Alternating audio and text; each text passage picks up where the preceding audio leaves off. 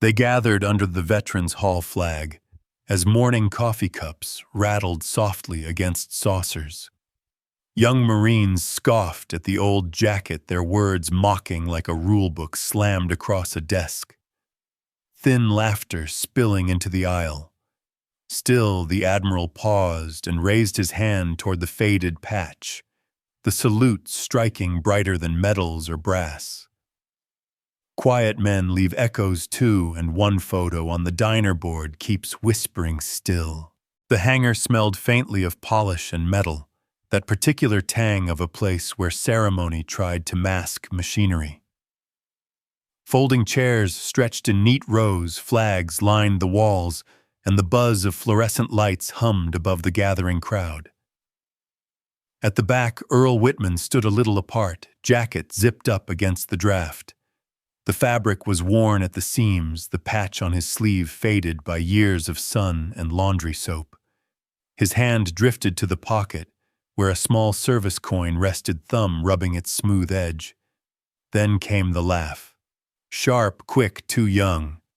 "Hey," one of the Marines said, his voice pitched for others to hear. "Look at that jacket. Thought the thrift store stopped carrying those." Another chuckle followed, like coins rattling in a tin. Heads turned. A cluster of young men in dress blues leaned toward one another, smirks spreading. The insult traveled faster than the sound itself, and soon the aisle nearest Earl rippled with suppressed grins. "Guess somebody wandered in from the surplus sale," another Marine added, adjusting his shiny belt buckle. Earl did not move. He stayed rooted where he stood, boots scuffed from long miles, shoulders steady. His breath came slow, controlled, like the measured pull of a craftsman at work. He lifted his gaze briefly, then lowered it again, letting the silence swallow the sting. But silence did not end the scene. "You'd think he'd know better," the first Marine pressed louder now. "This section's for the real guests." A few officers shifted uneasily in their seats, eyes flicking between the mockers and the older man. No one spoke. Ceremony demanded order, and order demanded stillness. The laughter filled the gap instead. From across the rows, someone muttered, "Don't stir it up here." Still, Earl stood. He neither argued nor retreated. His hand brushed the patch lightly, as though confirming it still clung to the sleeve. The fluorescent lights buzzed louder in the hush that followed, or maybe it only seemed that way. His quiet presence pressed back against the chatter, not by force, but by sheer steadiness. "Strange old jacket," one of the Marines said at last, though the tone carried less confidence now. A breath moved through the crowd, uncertain waiting. And in that waiting, a new gaze landed. Across the aisle, Admiral Talbot had turned his head. The glint of brass on his collar caught the light as he studied the older man. His expression was unreadable, his eyes steady, the kind of look that carried weight without a single word. The Marines noticed too late. Their smirks faltered, whispers dying on their lips. For a heartbeat, the hangar held nothing but the hum of the lights and the echo of their own laughter, collapsing into silence. Earl lowered his gaze, exhaled once, and stood as if the moment had never touched him. But the Admiral's eyes did not leave him. The ceremony hall was never built for whispers, yet, on that afternoon, they seemed to multiply in the air. Every cough, every scuff of a shoe echoed as if the walls themselves were leaning in to listen. Earl remained where he had been. Jacket zipped, posture straight, his thumb now tracing the seam of the faded patch with a quiet persistence. It wasn't a gesture of nerves. It was more like the way a carpenter runs a hand over old wood, remembering every mark. "Sir, seriously, you need to move," one of the Marines muttered, his voice tight with the confidence of youth. "That row's reserved. You don't belong there," a companion added. "Come on, just head to the back. No shame in it." Their chuckles rose again, not loud enough to be called a disruption, but sharp enough that those around them shifted uncomfortably. From the far corner, a microphone gave a soft crackle as a staff member tested the line, and the sound broke through the laughter like a reprimand. Still, no one intervened. The hierarchy was a cage, and even those who disagreed knew better than to open the door. Earl stood motionless, only the faint movement of his thumb over the patch betraying his attention. His silence was not surrender. It was an old discipline, the kind that comes from decades of being told where to stand, how to wait, when to speak. But the young Marines misread it. "You see, that one whispered a little too loudly. Doesn't even answer. Probably doesn't understand." A ripple of half-suppressed laughter spread across the row. A woman in the audience frowned, glancing at the old jacket, then at the young men. She looked as though she might say something, but she stopped. The weight of ceremony pressed her back into her seat. The sound of polished boots against tile cut across the room as another officer entered. The sharp rhythm of his steps was a reminder that time was moving forward, yet Earl remained a still point. "Why's he even here?" Another Marine asked, voice pitched upward. "Wrong section, wrong jacket, wrong everything." The words hung there heavy. Still, he stayed. He neither defended himself nor explained. He simply stood. A man with nothing left to prove and therefore no need to argue. The laughter bounced off him, found no purchase, and slowly began to falter. One of the younger Marines leaned back, crossing his arms. "Guess he's stubborn," he muttered. "Or deaf," another replied, though softer now. The silence that followed was heavier than the laughter had been. A collective pause spread like the room itself was recalibrating around the fact that the old man refused to budge. From the front rows, someone whispered, "Who is he?" No one answered. The fluorescent lights buzzed overhead. Earl's boots were scuffed, but steady. His shoulders, though rounded with age, held their place as though rooted deeper than anyone else in the room. The whispers grew fainter. The mockery had reached its limit, and with no reaction to feed on it, thinned into uncertainty. What had started as ridicule was shifting into something else, something harder to name. A long breath left Earl's chest, slow and even. He exhaled not as a sign of defeat, but as an anchor. And in that moment, the hall shifted with him. The hush of the hangar thickened. The laughter from before had drained away, leaving only the shuffle of uniforms and the faint hiss of the microphone. It was in that gap of tension that Maya Ridgway, a young recruit seated near the aisle, leaned forward. Her eyes fixed not on the medals of the officers around her, but on the frayed patch clinging to Earl Whitman's sleeve. She whispered barely louder than a thought. "Sir, what's that patch?" The question hung in the charged air, almost swallowed by silence. Earl turned his head slowly, eyes meeting hers for a brief moment. He didn't answer. Instead, his hand moved to the coin in his pocket, lifting it just high enough that the edge caught the light before he tucked it back away. From 2 rows behind, Master Sergeant Hobson's gravelly voice broke in. "It's not just any patch, kid." The Marines who had mocked earlier leaned sideways, grinning again. "Looks like a leftover one," muttered. "Old cloth. Nothing special." But Hobson's tone sharpened, low but cutting. "You'd be surprised what some cloth can carry. That piece on his sleeve has seen more sky than most of us will ever know."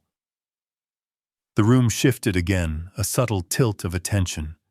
A few recruits straightened in their seats. Maya glanced back at the sergeant, wide-eyed. Still others resisted. Relic 1 Marine scoffed under his breath. "Belongs in a thrift bin, not a ceremony." The sound of a coffee cup settling on wood sliced into the tension. It didn't come from the hangar, but in the minds of many listening, it conjured Dottie's Diner across town, the place where service members traded stories over black coffee and burnt pie. The memory of chatter, of clinking cutlery, seemed to echo faintly, like the past bleeding into the present. Hobson continued steady and sure. You can laugh. Doesn't change the truth. Some patches don't get printed anymore. They get earned once. Maya swallowed her curiosity louder than her nerves. Earned how? The sergeant didn't answer directly. He only nodded toward Earl, who remained motionless. Ask the Admiral when the time's right, Hobson said. He knows. The choir from the base chapel had begun rehearsing somewhere down the hall. Their low hum bled faintly into the hangar, a reminder that ceremony had music waiting, though no one moved to fetch it. The Marines shifted a few, exchanging uneasy glances. Their earlier smirks were harder to hold, yet pride pushed them to cling to dismissal. Relic One repeated softer now, almost convincing himself. Then came the moment of pause. Earl didn't speak, Hobson wouldn't elaborate. Maya was left with questions, and the room itself seemed poised on a hinge. And in that pause a single figure stirred. From the front row, Admiral Talbot shifted his weight, straightening in his chair. His head turned fully toward the old veteran in the faded jacket, gaze fixed unreadable. The motion was small, but it cut through the hall like the scrape of a chair on tile. The crowd felt it, the recognition unspoken, the weight of someone who knew exactly what the patch meant. The young Marines fell silent, their last scoff dying in the air, as the Admiral's eyes locked on Earl. The microphone popped once, then steadied. The program had not yet begun, but the room felt as if a ceremony were already underway, only the script had changed. Flags stood motionless. The air carried that clean metallic chill unique to base halls where people dress for history and hope the lighting agrees. Earl did nothing more than breathe. He stood as he had stood for minutes that felt longer than they were. Jacket seams familiar against his ribs, the old patch finally catching a generous wash of light. The threads looked softer up close, like cloth that had memorized a weather map of years. From the front row, Admiral Talbot rose. Chairs creaked a modest protest. Then the sound died all at once, as if cut with a blade of quiet. The Admiral buttoned his coat with patient hands and took 3 slow steps down the aisle, each one a metronome the whole hall unconsciously matched. Still, no one spoke. He stopped in front of Earl, close enough to see the stitchwork, close enough to see the coin-sized polish where a thumb had worn the fabric smooth. "Sir," one of the young Marines whispered behind them. "What is he?" Quiet, another hissed, but the word held no edge now, only worry. The Admiral didn't look at the crowd. He looked at the jacket, then at Earl. Then back to the patch as if it were a page in a book only a few had learned to read. "Mr. Whitman," he said, voice low, even carrying without strain. "Permission to honor what honors us." Earl gave a slight nod. It was almost nothing, but it felt like a hinge turning. The Admiral raised his hand, palm, flat fingers sharp, the motion precise enough to ring like a bell in a room that had forgotten how to breathe. The salute landed not on a rank board, not on a row of ribbons, but squarely upon that faded island of cloth. Silence struck, then held. In that held second, the young Marines felt pinned by regulation, the weight of custom sitting on their shoulders, like a document laid gently but unmistakably in front of them. It was not punishment. It was an education written in posture sealed by stillness. A woman near the aisle whispered, "Is that?" The Master Sergeant answered without turning. "Yes." The Admiral spoke again, no louder than before. "This patch isn't a fashion. It's a ledger. It records hours most of us will never see and a standard few can hold. When you mock work like this, you don't bruise him. You bruise the mirror you'll need tomorrow." The words moved through the rows like a tide that pulled pride sign back to the right shoreline. Then a single officer, nervous younger, found the courage to stand. Another followed. Boots met tile in careful succession, the sound respectful, not theatrical. The hall rose as one body that had remembered its own spine. Earl did not change his stance. He did not reach for the coin. He did not speak. He simply stood where the salute had found him, and because he did not move, the moment did not pass too quickly. Then the Admiral held the salute a heartbeat longer than protocol, making room for those who had been late to understanding. In this hall, the Admiral said, pausing to let air gather, "He outranks us all." No protest. No argument. The sentence fell quiet and exact and settled across the floor like a clean sheet. A microphone somewhere clicked to life, then thought better of it. From the chaplain's corridor, a single note from the choir rehearsal bled under the door and faded the world's smallest fanfare. The Admiral lowered his hand. He adjusted nothing. He offered neither handshake nor spectacle. Instead, he stepped half a pace aside, leaving Earl fully in the light, as if returning an object to its rightful display. And so he added, voice warm, "Now we proceed." Not because of ceremony, but because of service. The line did something to the room. Shoulders eased, eyes softened. Even the fluorescent hum seemed to step back. Behind them, the young Marines stared at the patch with the concentration of men reading a page, again aware at last that they had mispronounced every word the first time. One swallowed, working to say something that would not arrive. Another reached to smooth a wrinkle on his own sleeve and let the gesture finish as a small, private nod. Then the sound that mattered nothing except the breaths of 100 people who had learned to count them.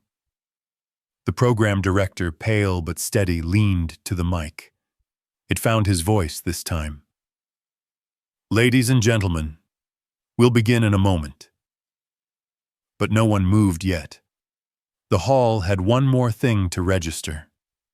The Admiral's gaze returned to the patch, not to explain it, not to label it, but to agree with it quietly, finally, as a man might agree with a sunrise after years of waking in the dark.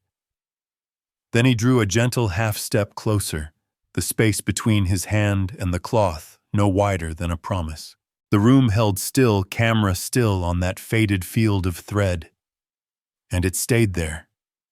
Dottie's Diner had seen plenty of chatter over the years, but that week the noise had a different pitch.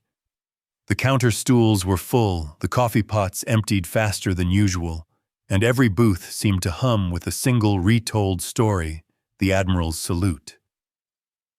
"Swear I saw it myself," a mechanic told the waitress, leaning across his plate. He saluted the patch, not the man. Never seen anything like it. At the corner booth, 2 younger recruits argued the details. "No way it was that important," one said, shaking his head. "Then why'd the whole hall stand?" the other shot back. The clatter of forks filled the gap. Nobody had a better answer. Across the room, Earl sat quietly at a small table by the window. He didn't add to the noise, didn't correct the versions that twisted and grew. In front of him sat a single mug of coffee, steam curling slow. He reached into his pocket, drew out the coin, and placed it on the formica surface. The sound was soft, but in the diner's mix of chatter, it seemed to ring clear. "Coffee's strong," Dottie said, as she refilled his cup, voice kind but brisk. Then she added with a smile, pride stronger. Earl gave the faintest nod. The coin stayed there, gleaming faintly under the neon sign, a quiet anchor for anyone who noticed. By the corkboard near the door, someone had pinned a new photograph. The shot captured Earl standing steady in the hangar, the Admiral mid-salute, the crowd blurred behind them. No caption. None needed. People paused on their way out, some whispering, others just staring, before letting the screen door slam behind them. Evening settled slow. The diner lights glowed against the dark glass of the windows, but Earl had already stepped outside. He walked home along the familiar road, shoes striking gravel with measured rhythm. At his porch, he lowered himself into the swing. The wood creaked once, long and low, matching the steady sigh that left his chest. Silence deepened around him. The stars pressed forward, the kind of sky only someone patient enough would truly see. Inside the diner, conversation carried on.